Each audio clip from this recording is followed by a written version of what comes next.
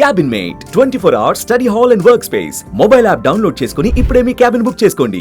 జమ్మూ కాశ్మీర్లో జరిగిన ఉగ్రవాదుల దాడిపైన ప్రతి భారతీయుడు స్పందిస్తున్నారు. సోషల్ మీడియా వేదికగా ఎవరైతే పాకిస్తాన్ ఉగ్రముఖాలు ఉన్నారో లేదంటే నిన్న దాడికి పాల్పడిన వారు ఉన్నారో వారందరినీ కూడా కఠినంగా శిక్షించాలని డిమాండ్ చేస్తున్నారు. మనతో కొంతమంది ప్రజలు ఉన్నారు. ఒకసారి నిజానికి ఇండియాలో ఎక్కడ జరిగినా స్పందించేవారు ఎక్కడైనా కొందరు ఉంటారు. సో కొంతమంది ఉన్నారు, మాట్లాడే ప్రయత్నం చేద్దాం. భయ్య చెప్పండి, నిన్న జరిగిన ఘటనను ఎట్లా చూస్తారు ఒక భారతీయుడిగా? ఫస్ట్ మనము చూడాల్సింది ఏంటంటే ప్రతి ఒక్కరు మత సామరస్యంగా అందరం ఉంటాం. నేను భారతదేశంలో అన్ని ప్రదేశాలకు వెళ్ళాను, కాశ్మీర్కి వెళ్ళినాను, కేరళ వెళ్ళాను. సో లాస్ట్ టైం అమర్నాథ్ యాత్రకి వెళ్ళినప్పుడు ఒకటే అనిపించింది, దేశంలో ఉన్న బడ్జెట్ మొత్తం అమర్నాథ్ కాశ్మీర్ కేంద్రంగా పెడుతున్నామా అనిపించింది. అంటే అక్కడనే మనకు తెలుస్తుంది గవర్నమెంట్ ఎంత కష్టపడుతుంది. మన 12,000 కోట్లు మనకి కాశ్మీర్ రాష్ట్రంలో పెడుతుంది. ఎందుకంటే ప్రతి ఒక్క భారతీయుడు సురక్షంగా ఉండాలని చెప్పే ఉద్దేశంతో రాష్ట్ర ప్రభుత్వం కానీ కేంద్ర ప్రభుత్వం కానీ అక్కడ ఆయా రాష్ట్ర ప్రభుత్వాలు కేంద్ర ప్రభుత్వాలు మొత్తం కలిపి ఏటా 12,000 కోట్లు దాని మీద డిఫెన్స్ మీద, మళ్ళీ సిఐఎస్ఎఫ్, సిఆర్పిఎఫ్ మొత్తం అందరు కలిసి అక్కడ పెడుతున్నారు. ఎందుకంటే ఓన్లీ బికాస్ ఆఫ్ ఇండియన్ బాగుండాలి, ప్రతి ఒక్కరు భారతదేశంలో సురక్షితంగా ఉండాలనే ఉద్దేశంతో.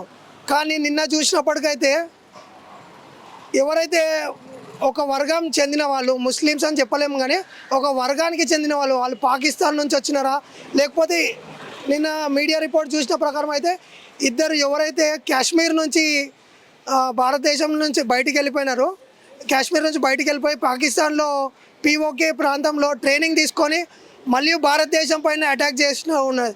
ఇది ఎలా ఉందంటే తల్లి పాలు తాగి తల్లి రొమ్మిలను గుద్దినట్టు ఉన్నది. దీనికి ఎట్లా అంటే ఈట్ కా జవాబ్ పత్తర్ సే దేనా పడేగా. భారతదేశం కూడా ముందట్లాగా లేదు. ఇప్పుడు ఒక్కటి అంటే మనం ఎయిర్ స్ట్రైక్ చూసినాము, పుల్వామా అటాక్ చూసిన వెంటనే మనము ఎయిర్ స్ట్రైక్ చూసి లోపలికి వెళ్ళి కొట్టినాము. మన గవర్నమెంట్లో ఏమాత్రం తక్కువ తినలేదు. లోపలికి వెళ్ళి అణుగా వెతికి మరీ కొడతాం. దానికి ప్రతి ఒక్క ఇప్పుడు irrespective of parties, irrespective of caste, creed, religion దీని మీద ఉండాలి. ఎందుకంటే ఇది భారతదేశానికి సంబంధించింది. దీనిలో పొలిటిసైజ్ చేయని అవసరం లేదు. ప్రతి ఒక్కరు, అది కాంగ్రెస్ అయినా, టీఆర్ఎస్ అయినా, బీజేపీ అయినా, బీఆర్ఎస్ అయినా, ప్రతి ఒక్కరు భారతదేశంకి ఆపద వచ్చినప్పుడు ప్రతి ఒక్కరు భారతదేశం కోసం యునైట్ కావాల్సిన టైం ఇది. సో అందరూ యునైట్ అయ్యి మనకి ఎవరైతే దేశానికి వ్యతిరేకంగా చేస్తున్నారో వాళ్ళందరికీ ఈట్ కా జవాబ్ పత్తర్ సే దేనా పడేగా. పహల్గాం దాడిలో ఏదైతే 30 మంది చనిపోయిన సందర్భాన్ని మనం ఒకసారి మాట్లాడుకుంటే కేవలం ముస్లిమేతరులని అక్కడ చంపినట్లుగా మనకు తెలుస్తుంది. అంటే ఐడి కార్డులు చూడడం కావచ్చు, బట్టలు విప్పి చెక్ చేయడం కావచ్చు, ఇవన్నీ దేనికి నిదర్శనం అనేది మనతో పాటు అంటే ఒక ఇండియన్స్గా ముస్లిమ్స్ కూడా దీన్ని ఖండిస్తున్న పరిస్థితి ఉంది. నిజానికి ఈ ఘటన మీద ఏం మాట్లాడుతారో చూద్దాం. భయ్యా చెప్పండి, అక్కడ ముస్లిమ్సా హిందూసా అని చెక్ చేసుకొని మరి ఇంతటి దుర్మార్గానికి పాల్పడాల్సిన అవసరం ఉందేనా? అసలు ఇది చాలా బాధాకరమైన విషయం అన్న. దీన్ని నేను ఖండిస్తున్నాం. మేము ముస్లిం అందరం ఇది ఆ టెర్రరిస్ట్ చేసింది అంటున్నారు.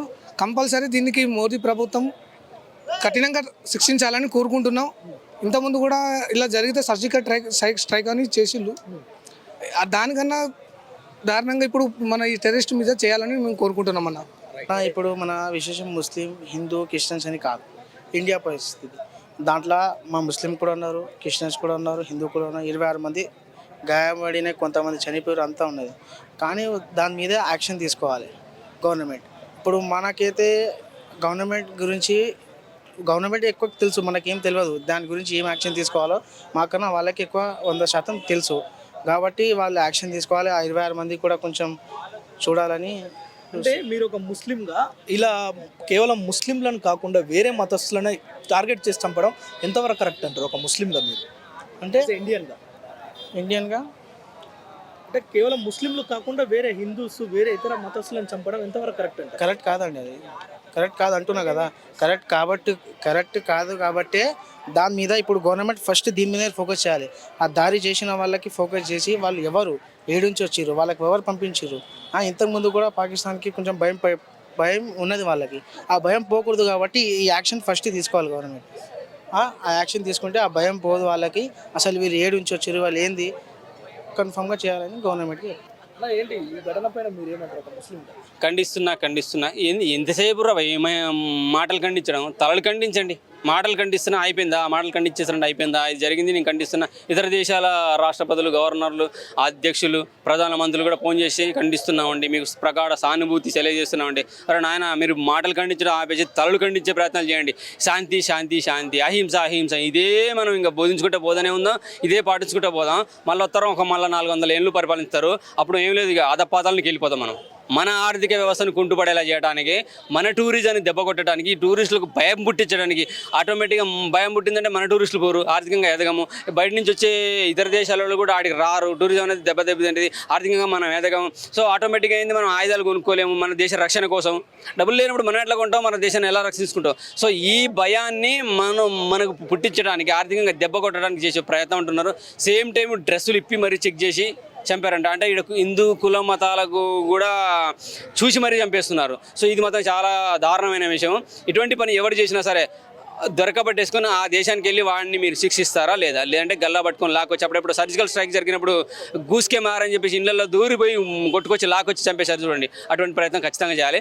ముఖ్యంగా మన వాళ్ళు ముందు జాగ్రత్తలు పాటించాలి. మన ఇంటెలిజెన్స్ కావచ్చు, మన ఆర్మీ కావచ్చు, ఇటువంటి ప్రాంతాలకు వెళ్ళడానికి రావడానికి ఇబ్బందికరంగా ఉంటుందంట. సో ముందు జాగ్రత్తగా మన కనీసం 2 కమాండోలని ఉండాలి, మిలిటరీ వాళ్ళు. ఎందుకంటే బార్డర్లో ఉన్న ప్రాంతాలు కదా. సో ఆడికి వచ్చి ఎవడో కూడా అటాక్ చేయొచ్చు. చూడండి, మన డ్రెస్లో ఉన్నారంటారు, అంటే మన వాళ్ళ సపోర్ట్ ఎంత ఉందో అక్కడ ఉన్న వాళ్ళు, జమ్మూ కాశ్మీర్లో ఉన్న సపోర్ట్ ఎంత ఉంటే వాళ్ళు ఆ డ్రెస్ వేసుకొని ధైర్యంగా వచ్చి అటాక్ చేయగలుగుతారు. సో ఇది మాత్రం చాలా దారుణం. మనోడు ఎవడైతే ముందు మనోడు పట్టుకోండి, సపోర్ట్ చేసినాడు ఎవడో, వాళ్ళైతే వాళ్ళ పేర్లు బయటకు వచ్చినాయి, వీళ్ళే సపోర్ట్ చేసినాడో, వాడు ఎన్ని రోజులు ఎవరింట్లో ఉన్నాడో వీళ్ళని దొరకబట్టేసుకొని ముందు వీళ్ళని ఉరికంపం ఎక్కిచ్చేస్తే, అరే వాళ్ళ దేశాలను వాళ్ళనే చంపుతున్నారు అంటే మన దేశం మీద ఏ విధమైన దారుణమైన అటాక్ చేస్తారు. ఒక్కసారి ఒక బాంబు విసిరేస్తే మనం ఉన్నదే 40 కోట్లు, వాళ్ళు ఉన్నది 140 కోట్లు. వాడు ఒక బాంబు విసిరేస్తే మన 40 కోట్ల మంది ఎక్కడికి పోతారనే భయం కలగాలి వాళ్ళకి. ఏంటి ఇప్పుడు జమ్మూ కాశ్మీర్లో జరిగిన సంఘటన? సో నిజంగా చూసుకుంటే జమ్మూ కాశ్మీర్లో జరిగినటువంటి ఏదైతే ఉగ్రవాదుల దాడి ఉందో, అమాయకుల్ని బలి తీసుకోవడం అనేది అయితే కరెక్ట్ కాదు. మీ దగ్గర నిజంగానే అంత దమ్ముంటే యుద్ధం ప్రకటించండి. కానీ ఇలాంటి అమాయకమైన ప్రజలు, కొత్తగా పెళ్ళైన వాళ్ళు హనీమూన్ కానీ టూరిస్ట్ మన జమ్మూ కాశ్మీర్కి వెళ్తే పెళ్ళై 6 రోజులు కూడా కాలే వాళ్ళ భర్తను చంపేశారు. ఇలాంటి అమాయకమైన ప్రజల్ని చంపేస్తే మీకేమొస్తుంది? మీకు ఏదైనా ఉంటే ప్రభుత్వం పైన మీరు ఏదైనా చర్యలు తీసుకోవాలి, కానీ అమాయకమైన ప్రజలపైన ఈ రకంగా చేయడం అనేది అయితే కరెక్ట్ కాదు. అంటే ఎట్లా శిక్షించాలంటారు వాళ్ళని? సో వాళ్ళని శిక్షించేది ఏం లేదు. సో వాళ్ళు ఎంతమందిని అయితే బలి కొన్నాడో, వాళ్ళు ఎవరైతే దాడి చేశారో వాళ్ళని ఎన్కౌంటర్ చేసి లేపేయాలి. ఇంకా శిక్షించడం, వాళ్ళని జైల్లో పెట్టి మేపడం, మళ్ళీ 10 సంవత్సరాల తర్వాత వాళ్ళకు ఉరి శిక్ష చేయడం, అలాంటివి అయితే చేయడము ఇదైతే కరెక్ట్ కాదు. సో అలా చేస్తున్న కొద్దీ ఈ దాడులన్నీ పెరుగుతూనే ఉన్నాయి. మనం గతంలో కూడా చూసుకోవచ్చు, ఏదైతే లుంబిని పార్క్లో కానివ్వండి, గోకుల్ చాట్లో కానివ్వండి, ఆ వాళ్ళని ఉగ్రవాదులను పట్టుకొని జైల్లో పెట్టి వాళ్ళకి మేపేందుకే కొన్ని కోట్ల రూపాయలు మనం పెట్టడం జరిగింది. సో అలాంటి చేయడం వల్ల వాళ్ళకి ఏంటంటే, మనం ఏం చేసినా మాకు ఒక 10 సంవత్సరాల తర్వాత, ఒక 20 సంవత్సరాల తర్వాత ఉరి శిక్ష పడుతుంది అని తెగించి వారు వస్తున్నారు. కానీ వాళ్ళని పట్టుకున్న వెంటనే వాళ్ళని ఎన్కౌంటర్ చేసేస్తే అప్పుడు ఇలాంటి దాడులు అనేవి జరగకుండా ఉంటాయి. నిన్న కాశ్మీర్లో ఏదైతే ఒక అటాక్ జరిగిందో, ఐ ఫీల్ అదంతా ఒక రాంగ్. ఇండియాలో ఉండి ఇండియన్స్నే ఇలా దెబ్బతీయడం అనేది నాట్ కరెక్ట్. సో నా ఫీలింగ్ ఏంటంటే, ఎవరైతే వాళ్ళని ఇట్లా చేసిండ్రో వాళ్ళని కూడా కరెక్ట్ గవర్నమెంట్ ఒక పనిష్ చేయాలని అనుకుంటున్నాను. అది ఏ గవర్నమెంట్ అయినా కానీ గవర్నమెంట్ మాత్రం వాళ్ళ వెనుక అగేన్స్ట్ ఒక యాక్షన్ తీసుకోవాలని నేను అనుకుంటున్నాను. సుమన్ టీవీలో మీ పర్సనల్ అండ్ బిజినెస్ ప్రమోషన్స్ కోసం కింది నెంబర్కి కాంటాక్ట్ చేయండి.